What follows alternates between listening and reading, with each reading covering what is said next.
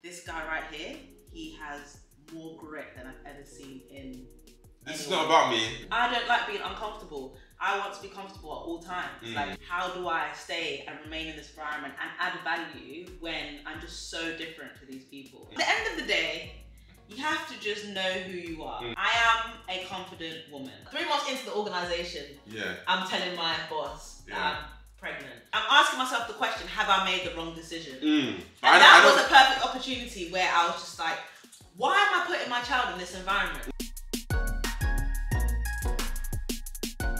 Hey Dakey fam! Hey Dakey fam! Welcome back to our channel! Welcome back! We're back with another video and we're here. We're still doing International Women's Month. Yes, I said month because the day has gone and passed. No, but we're still celebrating International Women because women deserve to be celebrated all year round, let alone a day, let alone a month. In this video, we are talking about Anna's career. Anna is someone who is happy-go-lucky, a lovely girl, you know, seems to have a lot of banter out there on social media, but she's actually got a quite serious side to her. She's an account director. She's navigated herself well over the last, 11 years? So in this video, we are going to be talking about Anna and her career, how she's navigated the highs and the lows, and how whether I as a husband has been able to support her, what the transition was like when you had kids, because that's when things really got difficult. Hopefully it encourages a lot of women, especially because it's so hard navigating the two, working full time and then also like having a family and, you know, your household responsibilities that you need to prioritize. Women are needed in the workplace. You know, if that's a choice or desire of yours, you can do it and it is possible. And that's really what we're trying to, I guess, show in this video. Definitely. So my first question, tell the people then what you do. Who are you? What does Annabella do in her corporate function? I work as an account director. I manage the relationship that my company has with a number of key banks. What that means day to day is making sure that the products and services that they're utilising, they're getting value out of them. Ensuring that we're showcasing the newer solutions that we have or valuable products that they could be utilising in order to grow the spend that they have with us. Is that a good summary? Because I know you always think that I don't. What I see from the outside, it's just a lot of dinners, a lot of lunches, a lot of giggling, just banter, just building that relationship. Of course, there's a serious side, but you seem to be enjoying a lot, and that is suitable for your skill set. Yes, definitely. I have to be doing a corporate job that aligns to my personality and my strengths. And I think that's one thing that's enabled me to go far in my role because it aligns to my gifts and talents. Like, I am good at building relationships, understanding a client's needs, aligning them to, you know, products, services, solutions that are fit for purpose. And but it's a serious role because they're spending millions with us. And they need to continue spending that amount of money with us. So we're responsible for making sure that that happens. Great. So let's go back 11 years. 11 years, you just graduated university, that was 2013. Did you always know that you were going to go into sales? And what was your first job when you graduated university? Who knows about sales, especially in an African household? I don't know. My mom thought that sales was just calling people up on their landline. You wanted to be a politician at one point, didn't you? Yeah, so I studied politics and sociology at university. Within my first year, I knew politics is not for me. But I didn't know what I was going to end up doing, so I wanted to finish the degree. Graduated with a 2-1 and was really very much questioning, what does my future look like? What type of role will I go into? I think because I didn't have the pressure from my mum in terms of you have to go into this career, I had the freedom and flexibility to really explore what I needed to do. And it was accidental with sales. There was a career open day that you forced me to go to. I think this from day one of adding value. Before we started dating, he forced me to sort of go to that because I saw he was like very thinking about his future, and I thought, oh, okay, I need to be thinking about my future. So we went to this open day, ended up meeting this managing director of a recruitment firm. He invited me to an open day, found out more about recruitment and what that is, and then ended up getting a job. So it was like, it was very smooth. Whereas me, on the other hand, was sending multiple applications. Anna went to one event that she wasn't even going to and ended up landing herself a job. That was fantastic. So your first job was in recruitment? Yeah, recruitment, which is basically selling individuals and candidates to employers so that they can fill their vacancies. Very transactional, very fast paced. It was so intense because the pressures, the targets. I think that was the perception that people have of sales.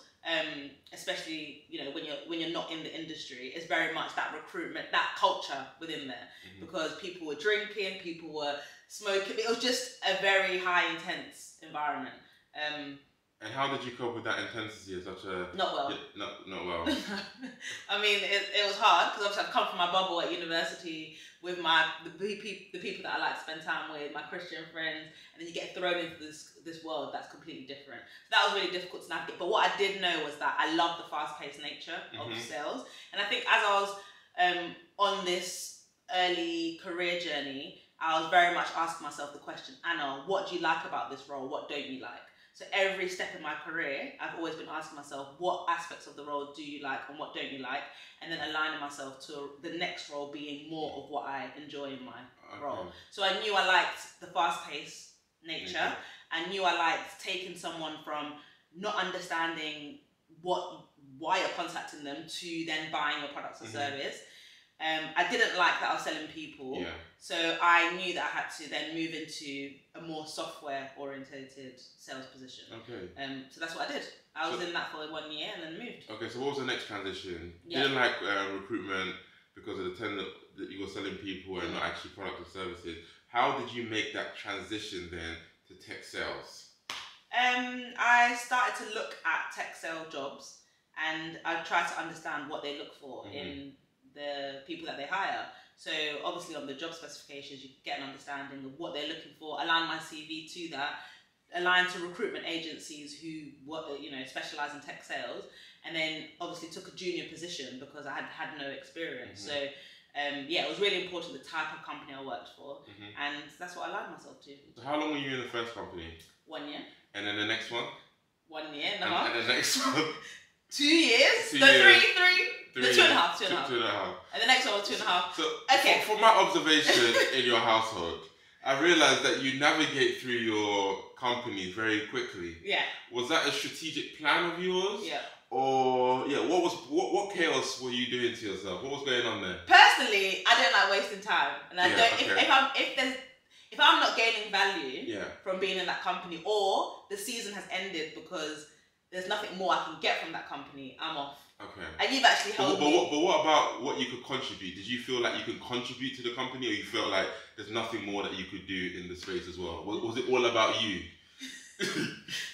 Yeah, because it's my career path.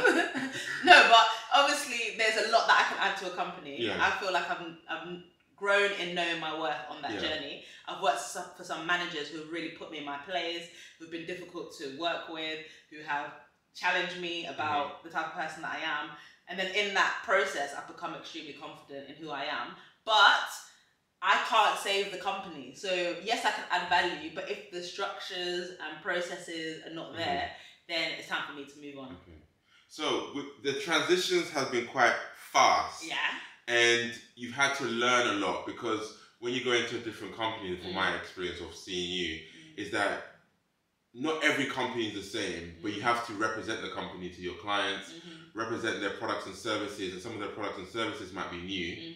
So how did you navigate learning so much to then being comfortable to sell the company's product, and also coping with all the multiple transitions?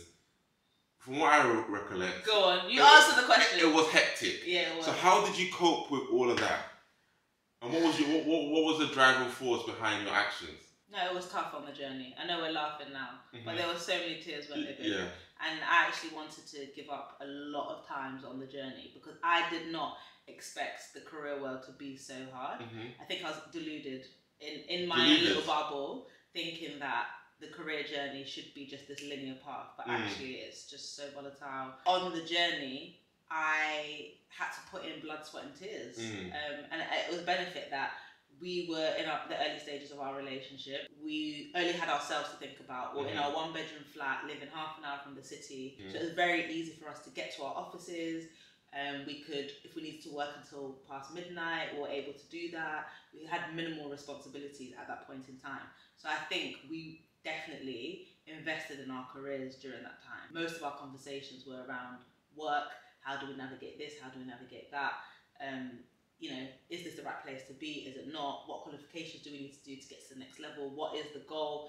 All of that. And then obviously the tears, the laughter in the good times, but more tears on that journey. And I think just not giving up, which was something you really enabled me to do, because this guy right here, he has more grit than I've ever seen in This is not about me. No, it's but not about me. Living with someone like you really does challenge someone like me, who used to be someone who just would quit at the first obstacle. But seeing him push through harder things than I was career-wise just gave me motivation to just not give up. And the pep talks that you'd give me about, you know, the future is going to be much better than now. Think about the long term, don't think short term. All of those conversations were extremely helpful. Okay, so we're talking about the challenges already. So what are the challenges that you've experienced on the journey? Like, if you think about sales and sales environment or front-facing functions, they seem to be very male-dominated. So you as a young black woman navigating the space into corporate sales, how did you cope with that? And did you even feel like it was really a thing for you to be a young black woman in the space? Did you actually notice there was a difference between how you manage things and how your colleagues manage things? It is extremely difficult because I am different. I don't just look different, I maybe act differently as well. And I was comparing myself to my white counterparts, and they understood sales from maybe their dinner tables because their parents have been in sales. So it's a generational career for some families. Meanwhile, I'm trying to educate my family that there is a career in sales, you know, this is what it means, this is what it is. And my family were more so, I guess, watching what happened as opposed to advising me on that process. So I felt like they were always a step ahead. On the communication front as well, just some of the language that they used was very intimidating because I didn't feel like I was as articulate as them. So just being in that environment, automatically you sort of find yourself being slightly insecure. Did you feel like it was a boys' club? Because a lot of the things that you were doing was entertaining. So you're having informal conversations, maybe about football, golf, rugby, golf, That still happens. How do you navigate that space? Did you ever feel like, not imposter syndrome, but just feeling like you shouldn't be in that environment because you couldn't navigate the small talk, I guess? Yeah. And that's where the help from you in terms of not giving up was really helpful, because in those days where I was questioning my ability to hold myself in those conversations and uncomfortability, it's just I don't like being uncomfortable. I want to be comfortable at all times, like especially if I'm spending 9 hours a day in that environment with those people. These are not people I choose to spend my time with at the beginning. These are not people I have anything in common with. You know, I felt the struggle of how do I stay and remain in this environment and add value when I'm just so different to these people. It was a huge challenge, and it was so tempting to quit every single day. But on the journey, I did realise that there were things that I could bring that they couldn't bring, and I truly held on to those things. Like what? So my ability to get people to open up, I thought that was a really useful skill that I didn't notice anyone else had. Their conversation would be such surface level conversation with the clients, with each other, but I would have the ability to really get the client to open up, and actually we would be able to use that to, you know, sell them products that they need, or just build deeper relationships. You know, I don't have to be the one talking, I can be the one asking the questions, but there's a sense of comfortability that they had. I think that's something I've seen you do very well. So even though you were in a lot of spaces where you didn't really know what they were talking about in terms of football, rugby, golf, etc., but you kind of just used it as an opportunity to ask a lot of questions about the things.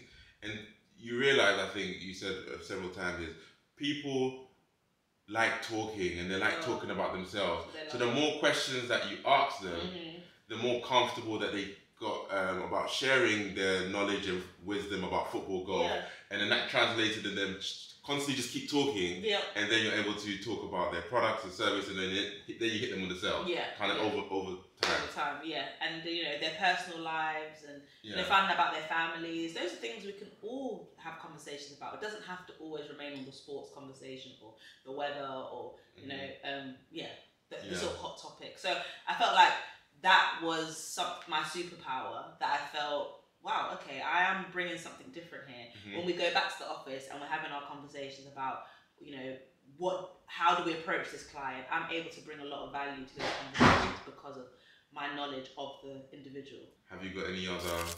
Yeah, just loads of examples of just being ignored, or, you know, there's not even an acknowledgement that you're in the room sometimes. You're trying to raise a point as part of conversations and maybe it's overlooked.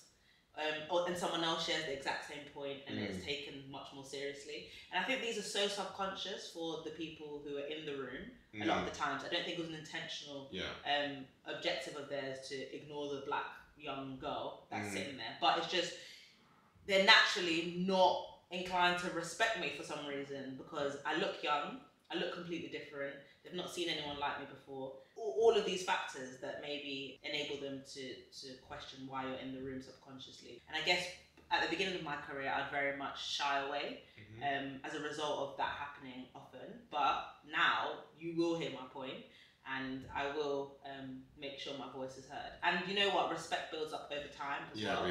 I, at some point, realised that let me allow my work to do the talking. So I think back in the early stage of my career, I was very worried, or I didn't have the hindsight that I have now in terms of I didn't have the respect. I didn't know people would respect me eventually. So it was a big battle. Like, why are they not listening to me? How dare they? But now it's okay. You don't respect me now, but watch this space. You will respect me once you see what I deliver. So did you ever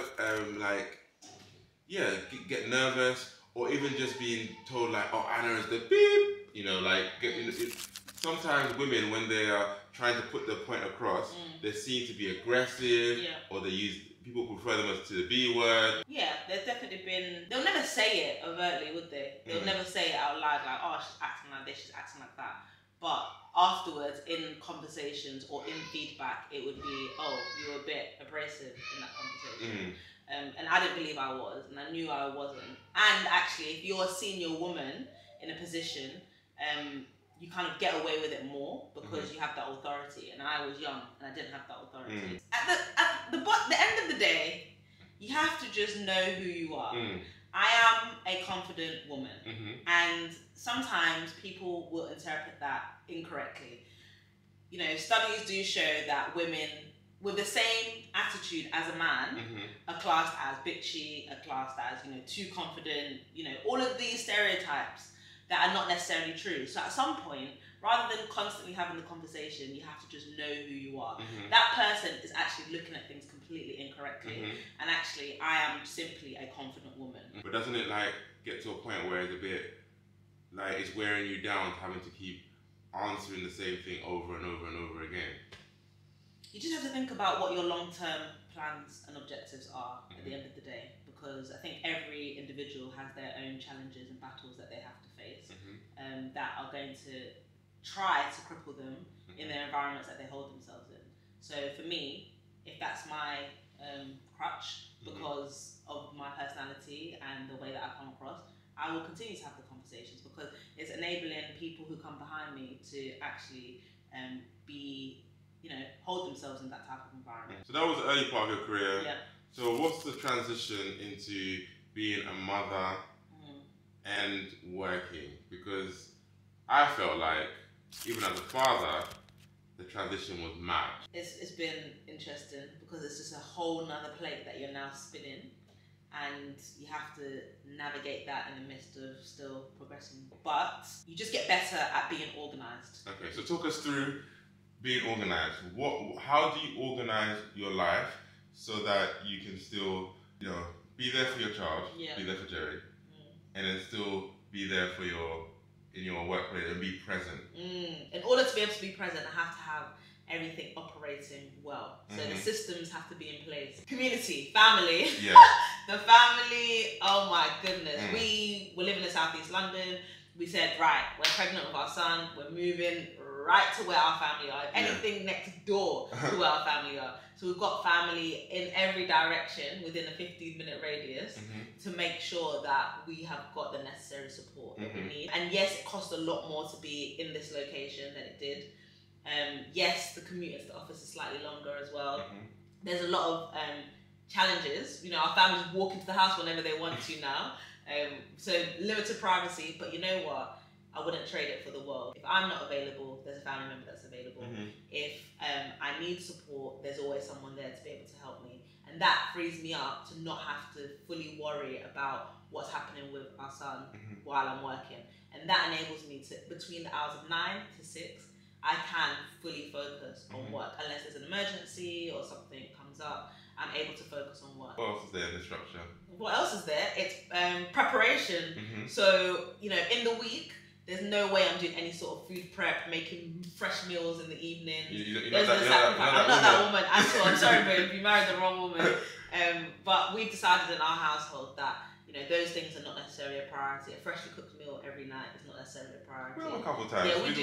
Yeah. And it's not like it's a month old or we're getting takeaway every day. No. But on a Sunday night, we're prepping all our food for the first half of the week. On a Wednesday night, we're prepping for the second half of the week. Everything is like categorized. Our son's dinner is there. So even for our family who's looking after him, they know exactly what he's going to be eating for lunch, for dinner. You know, we get him ready for nursery, all of that type of stuff. So yeah, it's just a mad operation in our household, isn't it? Because if we're not organized, there's no way we're able to do what we do.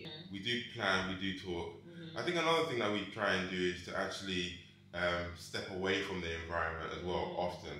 That's been a very big thing that you've been pioneering over the years. We need holidays, Mama. We need holidays. Yeah. Because sometimes it's really difficult to be in the same environment, going day in and day out, having the same conversation, the same frustration. But sometimes when you just step away and then you can just be able to reflect, also rethink your why, re-establish your why, or just retune. Yeah. And then you can go back in the environment again and go even harder. Yeah. Yeah, and I think that's been a big thing for us. Yeah, because there's been serious seasons of burnout where we just haven't done that. I don't believe in burnout. Oh, of course you don't, because you just like to persevere until you get struck by lightning or something. But for me, I have been burnt out so many times, especially when we first had our son. I went back to work very quickly because that was something that we just agreed upon within our household for a number of reasons. But that season was tough. When Jerry was 5 months old, he's still not sleeping through the night. I'm working full time.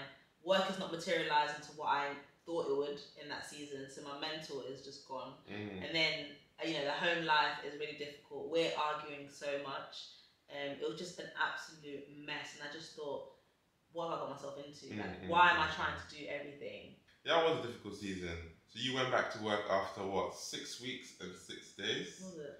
Let's talk through that transition. I know we've done a video on it before, but what possessed you? What possessed us for you to go back to work so quickly? Yeah. So I started the job when I was 3 months pregnant. Yeah, 3 months pregnant, yeah. So already the pressure on my mind was just like, how am I entering a company 3 months pregnant? That was just a deep insecurity of mine because I'm on a ticking time bomb. Within 6 months' time, I'm going to be out of the organisation. And would I have enough time to prove my worth? Would I be able to show value in that time? What if I'm really struggling with the pregnancy and then, you know, I'm not able to really deliver in the workplace? I just felt very insecure about the fact that I was doing that. But we still pushed on. We said, we're taking this job. Yeah. We have a right to be there. I can definitely do well over the long term. And we knew, you know, we were pregnant. A gift. That's such a gift from God. Yeah. So it was all good things, but I was just feeling so insecure. 3 months into the organisation, I'm telling my boss that I'm pregnant. Yeah, and at that point in time, you also didn't want to have a long maternity leave. Yeah, because of that. You know, when you work in sales, you spend a lot of time building up your pipeline of opportunities, and then for you to just disappear and just let that just turn into And I guess nothing. just to add a context as well, it was like, this is the midst of COVID. Yeah. I was also working from home at that point in time. So we thought, you know what? Yeah. We could do this. And the family dynamics as well. We've got a great support system. And I'm just deluded where I'll just think, yeah, we could do this. We've got grandma 1, we've got grandma 2, we've got auntie another 1 on half gap year. We've got, we both work from home. How hard can it be? Yeah, it was difficult. Yeah, it was. It was very difficult. And even with all the support structures that we did have, the burden was mainly on you. Yeah. Because we decided to breastfeed. We didn't want to introduce formula. Even when there was seemed like moments of dry periods where there was again anxiety on your part, and I was like anxious as well. But it's different when you're seen to be the provider in that instance. Supply was low. Yeah. How are you navigating again? There's no way to navigate it well. Personally, I was an absolute mess throughout that whole process. That triggered arguments with us in our relationship. There was no mentality that was driving me to think in a positive way. I was just in a negative spiral. That's the reality. Yeah, but the thing is, you still turn up to work every day. Yeah. You never called in sick. We didn't even take really breaks in that season. Actually, work wouldn't even know. No one would know. It was just keep going. Yeah. Is that a kind of mentality that you need to kind of have to kind of go through the thing? Just put your head down. Yeah. Keep going. Yeah. Like is that what? I think there are times when you need to do that. Like, I would not be where I am now if I hadn't have pressed on. Yeah. And I feel like I'm on the other side of a lot of the trials and tribulations that we had in the early stages of my career and early stages of parenting. And there's going to be more, but I definitely will handle them much better. But sometimes you actually just have to go through something in order to, be better. I think the season that we went through in that time, it's not something that we would recommend to anyone. No. If I saw my sisters going through this, my sisters in the sense of going through what we were both going through together, it's like you'd be like, hey, you need to tap out, you need to take some break and stuff. But for us, because we knew our overall why and what we were trying to achieve, yes, we were arguing between each other, but sometimes for us, we just have this, it's not going to be forever, and we're not going to die through the process. So head down, keep going. And then the arguments come when we kind of lose that why, and we have to again recenter, have the conversation, and then go again. But on weekends we were flawed. Like, we were absolutely flawed. Just like when our son's sleeping, we're just literally just out. But yeah, 100%. And actually, that season enabled me to get a promotion within the company. It did. So we didn't know what was going to materialise in. We thought it was the sales and the monetary value that we'd get, but actually enabled a promotion, a much better role, all of this type of stuff that.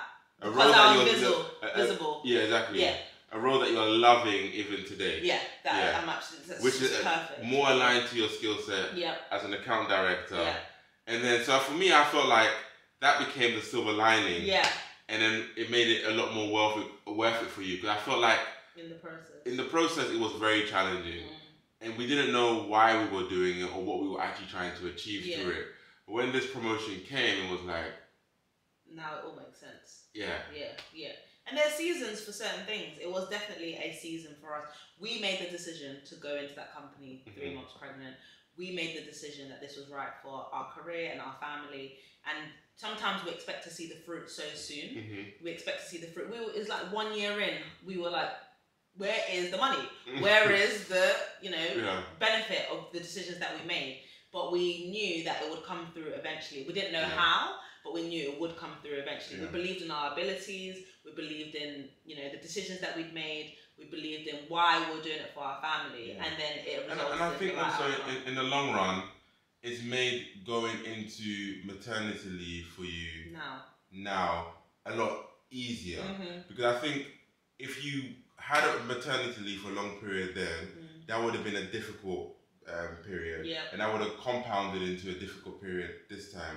But that initial, it seems like from an outside perspective anyway, biting the bullet for Jerry's maternity leave, you seem like you're a lot more freer to go on this one.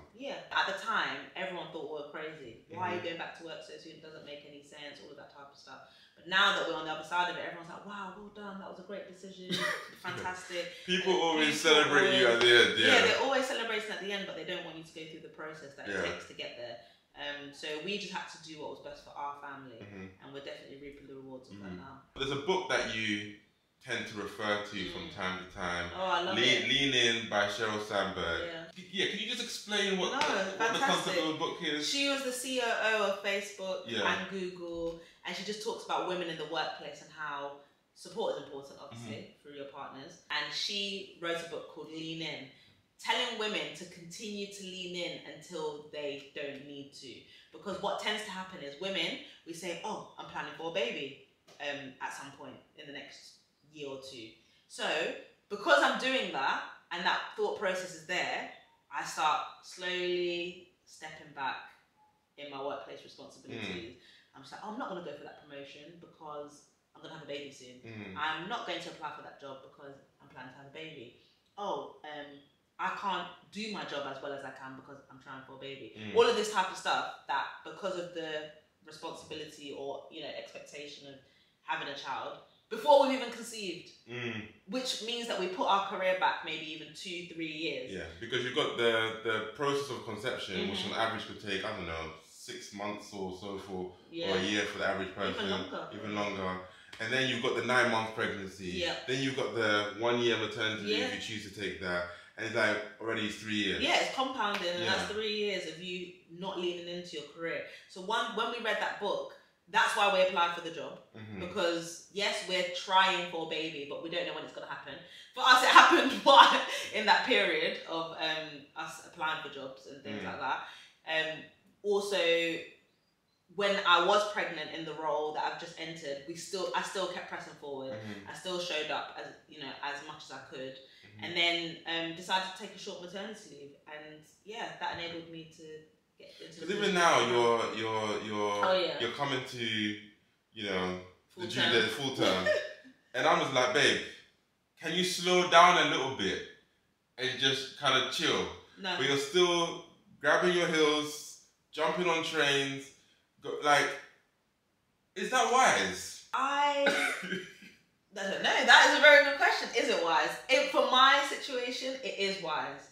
Because there's no way I'm not going to stop leaning in until I leave the organisation. Okay. And that's just a personal conviction. Yeah, and I would how you want to navigate your career. Like, I would encourage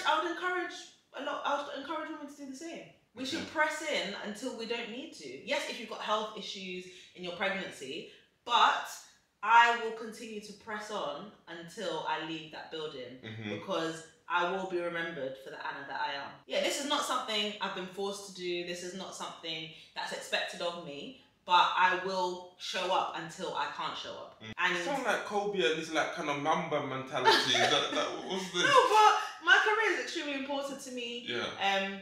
The baby is not here yet, and I like to have options in life. So I want to give my all to work. I want what they remember of me before I go on leave to be of, you know, greatness. So I will continue to press on until my body tells me not to. Yeah. And then when I switch off and I'm going to be in maternity mode, I won't even think about work in that sense. So it's not a case of it's always all about work. Even in my day-to-day, I do 9 until 6. Before those hours and after those hours, you won't even catch me in this season because my child is my number 1 priority. My household is my number 1 priority. So you're saying what? When you're at work, you're fully present, and you're leaning in. You're not tuning out whatsoever. Nope. And then when you're at home, you're also really present. So that sounds like 100%, 100%. Are you not tired? And you're obviously navigating a toddler in that whole. Yeah. But carving out time for rest is really important. Yeah. So we try to do that on our Sabbath, or, you know, I don't know, you give me a lion on a Sunday morning or Saturday morning. It's good that there's 2 of us, so we're able to like the other one can take on the load. That's some of the challenges that come with being a full-time working woman. You know, at the end of the day, if you don't want to choose one or the other, then you have to be able to just suck up the fact that you're going to be more tired than the average. I used to complain all the time, just always tired. Like, when is the day? And I was expecting to just never be tired. But the season that we're in, early parenting, it is what it is. And I just have to press on. And I think sometimes we just have to give ourselves, as women, that self-talk. Like, it's not going to last forever. I've realised that there have been seasons where I've been able to rest as much as I need to. But this season that I'm in, I'm not going to be able to do that. And if I don't want to give up my career and we don't think it's the best decision for our family, then I'm going to have to just suck it up. That doesn't mean burn out. That doesn't mean I never rest. That doesn't mean I don't get a lie-in, but it just means I'm going to be more tired than the average. And you're okay with that? I am now. It took how long? 10 years for me to be okay with the life that we have. But so let's talk about marriage and what are the conversations that we have that enable you to be able to do your X, Y, Z at work, cope with family, etc. Where do we start from that? I don't even know what the question is. Just marriage and work. Marriage and work. We have to be on one accord. Yeah. It doesn't start with work. Yeah. It starts with us two. It doesn't even start with our son. It doesn't start with our extended family or anything. It's literally about us two. Like, where are we trying to get to? What is the next season and what should we be focusing on right now? So if I'm going hard at work, it's because you've enabled me to. And you've said, right, Anna, that's the season that we're in. Go hard. If you need to go to the office, do your thing. I'm going to pick up Jerry and whatever. If it's that time for your career, then I step back and then I'm doing the thing. Doing more of the household responsibilities. So it starts with us being on the same page. If we're not on the same page, if Gabe doesn't even want me to leave a certain job, if it's not the right time to take the promotion, there's no way I'm moving. Yeah. Well, there's a constant communication of what we're doing, where we're going, what season are we both in, and then how can we kind of mold our lives. Because one person, if we're both going hard, then we need a third party to step in. And that's the kind of conversation we're having. Who can step in to fill the gap or to catch the slack? Then if one person is driving, the other person is maybe leaning back so that we've got someone to support. What we try not to do is both be going hard at the exactly same time, although those times do exist and then we get someone to help. And they existed a lot more before we had our son. Yeah, but then at that point we could allow it because we were comfortable just saying good night, babe, and going to sleep. Literally. And then we wake up in the morning, and then we're both out, and we could be both out from like 6 till 10 every day, and we were fine with that. But now that we've got our son, someone needs us to be home. Yeah. And he is our priority. We want him. We want to be the biggest influence in his life. Yeah. And we're mindful that if you're working full time, that time's already limited. So weekends are just full of him. Evenings are just full of him. And to be honest, I know the season that I'm in. I could be pressing forward more in my career. I could be doing qualifications. I could be doing all of these extra things. I could be working late, and we could get a childminder in the evenings, but we refuse to do that because there's always an opportunity for us. There's always more that you could be doing, but sometimes you just have to be like, okay, what is the season I'm in? Because we've done the whole qualifications. We've been doing qualifications earlier before we had Jerry. But now it's like, we could be doing an MBA or whatever, but we've chosen not to because we want to be able to prioritize our son, we want to prioritize our marriage. And now we've got another one on the way. It's going to be a bit more difficult, but we're comfortable in it because we feel like we've done the grafting in the earlier stages. I just hear Jerry coming up now, so we'll get into the element of mum guilt. Oh yeah, we need to round it up. We need to round up. Mum guilt. Oh yes. Surely there is. You want to do your career. You want to prioritize your child, but there's sometimes where your career is something that Is that a real experience that you feel from time to time? I do feel mum. No. Let me not lie. Okay. You tell me. I would say from my perspective, like for example, when Jerry started nursery for the first time, and he came out of nursery with milk at the bottom of his lip, and he looked homeless, and you looked like you had a different reaction to I had. Yeah, that's very true. Yours was like, what am I doing? Oh, hello. What's that? Chips. You got chips? Oh, wow. Chips. Who got you chips? Jerry. No, who bought it for you? Jerry. You paid? Yeah. With what money? You got money? Can I have some money? No, gone. The money's gone? Yeah. Who bought it for you, Jerry? Daddy. Did Auntie buy it for you? Yeah. Oh, can I have one? Wait, hold on. What was the question? Mum guilt. Oh, mum guilt. Thank you. The different experience that I had to Anna when Jerry came out of nursery for the first time, different. Anna was like, we need to pull him out of nursery now. Yeah. He must be home.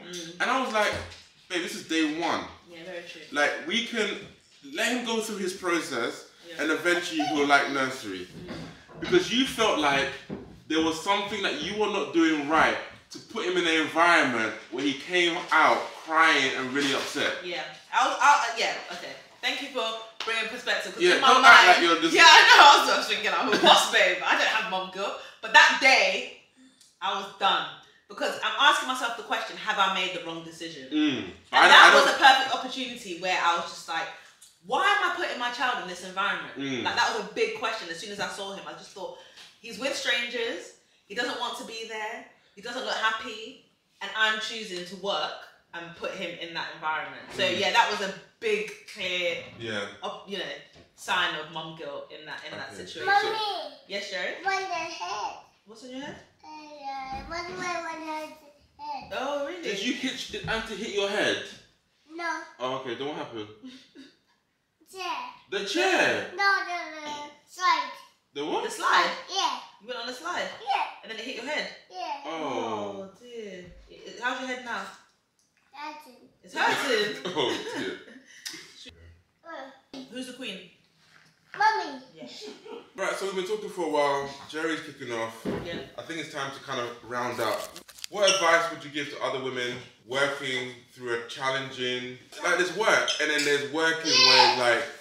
It's almost like work requires a lot of you in those... Because you don't necessarily work a 9 to 5, because work does creep around the outside of that. Yeah. And then there's sometimes you have to do work on the weekends. But yeah, in general, what advice would you give to women who are working, who might be finding it challenging to navigate the spaces that they're in? Yeah. I would say the first thing is not to make long-term decisions based on temporary emotions. Wow! That is the biggest lesson. Wow! Wow. That's a big revelation, you know? Yeah, it's a huge revelation for me, isn't it?